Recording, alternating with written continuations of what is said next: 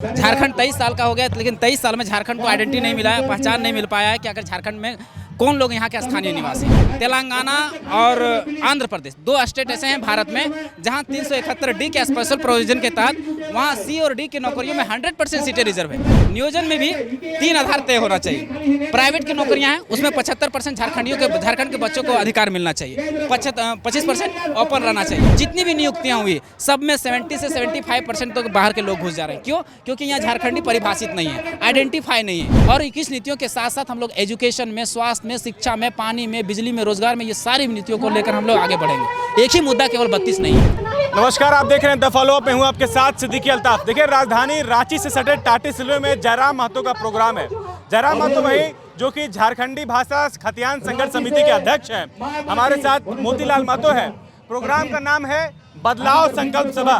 तो मोतीलाल से समझेंगे कि क्या बदलाव करना चाह रहे हैं। बदलाव यही है कि झारखंड 23 सालों में जो ठगा महसूस कर रहा है उसको बदलना है। जैसे अगर एजुकेशन की बात करें, सबसे पहले हम यहाँ झारखंड की आइडेंटिटी की बात करते हैं। झारखंड 23 साल का हो गया, लेकिन 23 साल में झारखंड को आइडेंटिटी नहीं मिला है, पहचान नहीं मिल पाया है कि आखिर झारखंड में कौन लोग यहाँ के स्थानीय निवासी हैं। तो सबसे पहले झारखंड सरकार से मांग है कि 1932 का खतियान का डेडलाइन मानते हुए और सभी सर्वे सेटलमेंट को शामिल करते हुए, जैसे मोटा मोटी झारखंड में 4 सर्वे हुए हैं, एक 1908 का सर्वे, एक 1932 का सर्वे, एक 1954 का सर्वे, एक 1964 का सर्वे। तो सरकार सबसे पहले 1932 को लागू करे, क्योंकि 1932 झारखंड में 85% इलाकों में हुआ है। तो जैसे 85% अगर हम लागू करते हैं 1932 को, 85% इलाका हमारा शामिल हो जाता है। उसके बाद सरकार अंतिम सर्वे सेटलमेंट 1964 तक जाए और 1964 के पहले जितना सर्वे सेटलमेंट है उसको मान्यता दे और उस आधार पर झारखंडी को परिभाषित कीजिए कि झारखंडी कौन है, पहला मांग। और जैसे झारखंडी परिभाषित हो जाएगा, आइडेंटिफाई हो जाएगा कि झारखंडी कौन है, उसके आधार पर नियोजन बनाया जाए। नियोजन में इस तरह बने कि 90 C और D की नौकरियों में 90 को यहाँ के बच्चे और 10 को बाहर के, और जो ऑफिसर का पद है उसमें 75% यहाँ के बच्चे, 25 को बाहर के।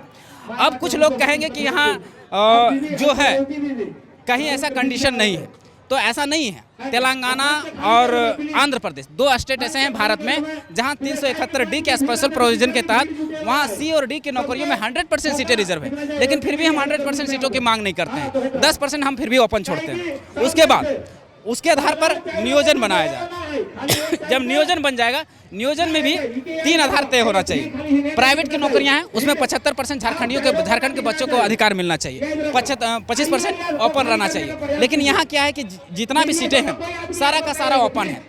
आप अभी जितनी तत्काल में नियुक्तियां हुई हैं उन नियुक्तियों को अगर देखा जाए, जैसे हम उदाहरण देते हैं पब्लिक प्रोसिक्यूटर की जो नियुक्ति हुई है, पब्लिक प्रोसिक्यूटर की जो नियुक्ति हुई है उसमें 113 में से 75 यानी 73 है, हाँ 73 लोग बाहर के लोग घुस गए हैं। यानी जनरल की सीटों में भी वो लोग अतिक्रमण तो कर ही रहे हैं, हमारा जो रिजर्व सीटें हैं उससे में भी फर्जरी सर्टिफिकेट बना के घुस जा रहा है। अभी देखे होंगे कि बीपीएड का पूर्वी सिंहभूम में जो ज्वाइनिंग दिया है 2016 के वैकेंसी को, उसमें से 26 सीट में से 21 को बाहर के लोग घुस गए थे, जो खेल टीचर होता है। उसी तरह से आप जल छाजन का हो, कृषि विभाग में हो, जितनी भी नियुक्तियां हुई सब में 70 से 75% तो बाहर के लोग घुस जा रहे हैं। क्यों? क्योंकि यहाँ झारखंडी परिभाषित नहीं है, आइडेंटिफाई नहीं है, यहाँ का स्थानीय नीति नहीं बन पाया, यहाँ का नियोजन नीति नहीं बन पाया, विस्थापन नीति नहीं बन पाया, खनन नीति नहीं बन पाया, उद्योग नीति नहीं बन पाया। इसलिए समस्या हो रही। जिस दिन से ये नीतियां बन के तैयार हो जाएंगी, ये समस्या अपने आप खत्म हो जाएगा। मोतीलाल जी, 32 की आप बात कर रहे हैं, तो मौजूदा जो सरकार है, हेमंत की सरकार झारखंड में है,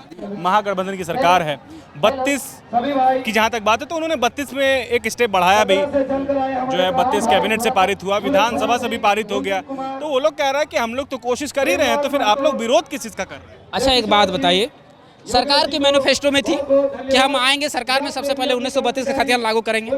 सरकार का 3.5 साल कार्यकाल खत्म हो गया लेकिन लागू नहीं किए। हम लोगों ने जब 450 सभा खतियान के नाम पे खतियान के लोगों को जगाने के काम किए, तब सरकार दबाव में आई और 1932 को लाई राज्यपाल के पास गया और फिर वापस आ गया। लेकिन वापस आए हुए कितना हो गया? कम से कम 1-1.5 साल से ऊपर हो गया। तो सरकार को जब वापस आया था तो उसमें सुधार करके तुरंत भेजना चाहिए था ना। अगर आपकी मंशा साफ होती 1932 को लागू करने का, तो आप तुरंत जैसे रिटर्न आया था उसमें सुधार करके आप आगे भेजते, लेकिन भेजे क्या? नहीं भेजे। इसके से हम क्या समझेंगे कि आपका मंशा ही नहीं है, केवल उसको पॉलिटिकल स्टंट बना के रखना है, केवल एक प्रोपोगेंडा है, एक साजिश है कि 1932 के तहत बार बार हमको सत्ता में आना है। अगर उसकी क्लियर मंशा रहती कि हमको 1932 लागू करना है, तभी तक लागू हो गया, बहुत बड़ी बात नहीं है। जब यहाँ धारा 370 हट सकती है, जब और भी बहुत पेचीदा मुद्दे हैं वो बन सकती है, संविधान में संशोधन हो सकता है, तो 1932 क्यों नहीं लागू हो सकता। और दूसरी बात, 1932 ऑथेंटिक इसलिए है कि ये पहले देखिए CNT और SPT का कानून को 9वीं अनुसूची में जब 66वां संविधान संशोधन 1990 में हुआ था, तब इसको CNT और SPT को वहाँ मान्यता मिला था। और वही CNT और SPT कानून तो है, 32 जो है वो CNT कानून नहीं तो है। 1908 का पहला सर्वे जो है कैडस्ट्रल सर्वे, 1932 का सर्वे रिविजनल सर्वे, 1960 यानी CNT यानी 9वीं अनुसूची में पहले शामिल है। अब जब वो शामिल है और कानूनी रूप से वो पहले से शामिल है, तो ये भी कानूनी है, 1932 भी कानूनी रूप से सही है। तो लागू करने की सरकार की मंशा नहीं, अगर मंशा होगी तो कानून बन जाएगी। अच्छा ये बताइए कि आप लोग जिस प्रकार जो है 32 को लेकर के जो है एक उलगुलान शुरू किए हैं, और अब जो वो आंदोलन है एक पार्टी का रूप ले रहा है, मतलब कि पॉलिटिकल पार्टी के रूप में ले रहा है, तो आपको क्या लगता है कि 32 की जो लड़ाई आप लोग लड़ रहे हैं वो कहाँ तक जाएगा? देखिए 32 की लड़ाई जन भावना और जनमानस से जुड़ा हुआ है। देखिए झारखंड में एक ऐसा माटी है ना, जहां पहचान के लिए, आइडेंटिफाई करने के लिए 1932 या सर्वे सेटलमेंट या खतियान के अलावा कोई उपाय है ही नहीं। कोई ऐसा कागजात नहीं है जिसके आधार पर झारखंडियों को परिभाषित किया जाए। तो एकमात्र उपाय है खतियान या सर्वे सेटलमेंट। तो जब जेबी केसेस के पास क्या सुझाव है, जो भी मौजूदा सरकार है या फिर जो सरकार बनेगी, तो आपके पास क्या ठोस सुझाव है जो कि एक बीच का रास्ता निकल पाए 32? हाँ, तो मैंने तो कह दिया, मैंने तो पहले ही कह दिया कि झारखंड में 4 सर्वे हुए हैं, चारों सर्वे को मान्यता दिया जाए। जैसे कुछ लोग कहता है कि कोल्हान में 32 का सर्वे नहीं हुआ, नहीं, वहाँ भी 32 का सर्वे हुआ है, लेकिन 1964 का कुछ इलाका जहाँ हुआ है। तो हम सरकार से यही मांग करते हैं कि आप 1908 को भी शामिल कीजिए, 1932 को भी शामिल कीजिए, 1954 को और 1964 को। 1964 के पहले जितना सर्वे है उस आधार पर परिभाषित कर दीजिए। उसमें करना ही क्या है, वो अपना सर्वे सेटलमेंट या खतियान लेके जाएगा सर, जहाँ पर उसको स्थानीय बनाना होगा, BDO ऑफिस में, CO ऑफिस में जाएगा, उसका स्थानीय इशू हो जाएगा। बस यही तो परिभाषित करने का तरीका है। और ये 32 की बात हो गई। हम आते हैं पार्टी पर, ठीक है। महतो वोट को लेकर के जो है लगातार आप लोग पर आरोप लगते हैं कि जेबी केसेस जो है वो जिनके कोर वोटर है वो महतो है। उसके अलावा आपको क्या लगता है कि ये जो आरोप आप लोग हमेशा लगते आए हैं, तो ये सवाल हम फिर से आपसे करेंगे कि क्या वाकई जो है जेबी केसेस महतो पर टिका हुआ है? नहीं, गलत बात है। देखिए अभी सभी लोगों ने कहा हमारी पहचान 1932 का खतियान, झारखंडियों की पहचान 1932 का खतियान।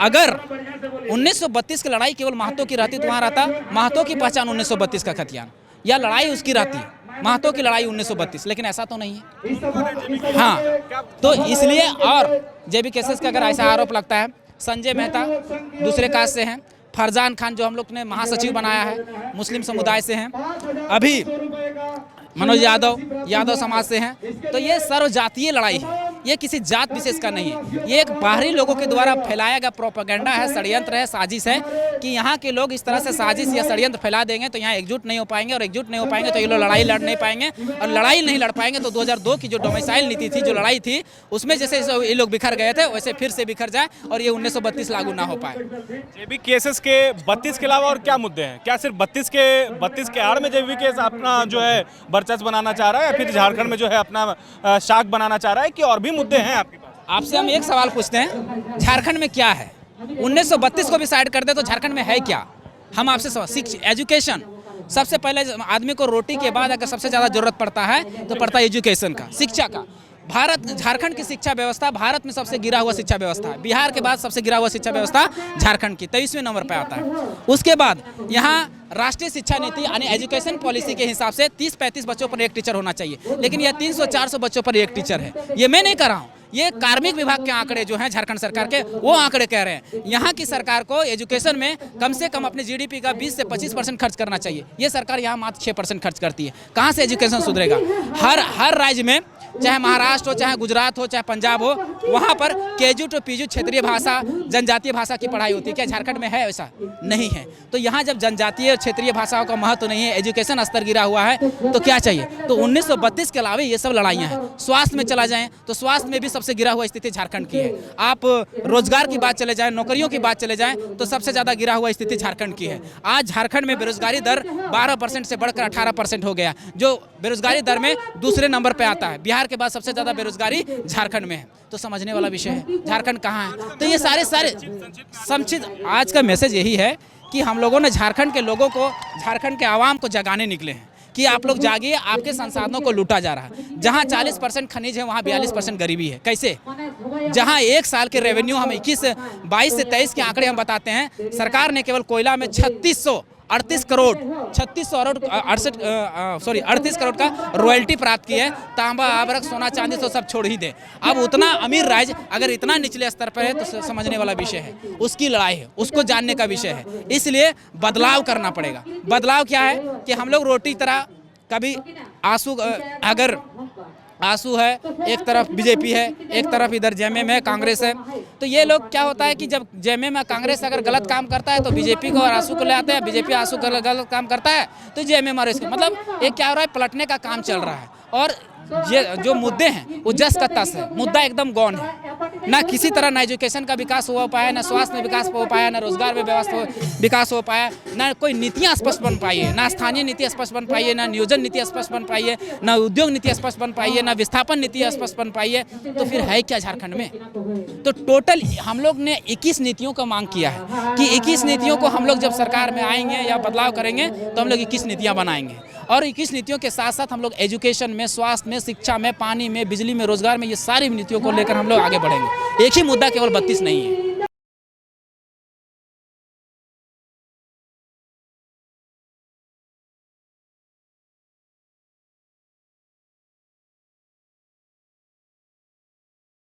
thefollowup.in.